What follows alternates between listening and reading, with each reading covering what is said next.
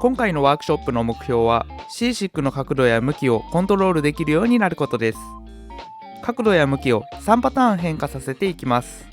通常、上下、前後を意識した動かし方を行います。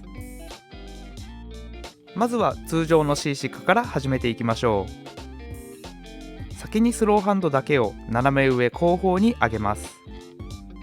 ヨーヨーが上の糸に当たったタイミングでフリーハンドも同じ方向に動かします。重力で上向きの慣性が打ち消されたタイミングでスローハンドを斜め下前方向へ動かしヨーヨーを下げます。ヨーヨーが下の糸に当たったタイミングでフリーハンドも同じ方向へ動かします。 C6 はこの動きの繰り返しです。左右の手は同じ動作ですがタイミングをずらします。ヨーヨーが当たっている糸が入れ替わる時を目安にフリーハンドがスローハンドを追いかけます。 C6 は船酔いという意味です。船が大きな波でどんぶらこどんぶらこと滑らかに揺れているイメージで動かしましょう。次は C6 を上下へ動かしていきます。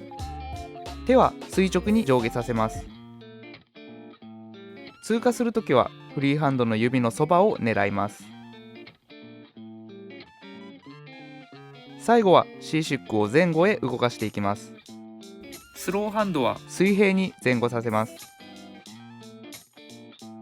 通過するときはフリーハンドの指のそばを狙います。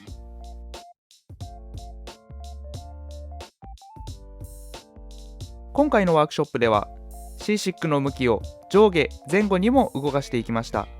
前回のボヨンボヨンのワークショップと似た丁寧なコントロール力が身につきます。 3A や 4A でも必要になってくる技術です。ホップ系、ボヨンボヨン、C6 が初心者にとって第一の鬼門になることが多いように感じます。どれも理論通りに練習すれば必ず身につけられる技術ですので、ぜひチャレンジしてみてください。ご視聴いただきありがとうございました。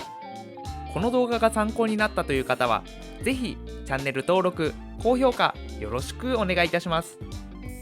それでは次の動画でお会いしましょう。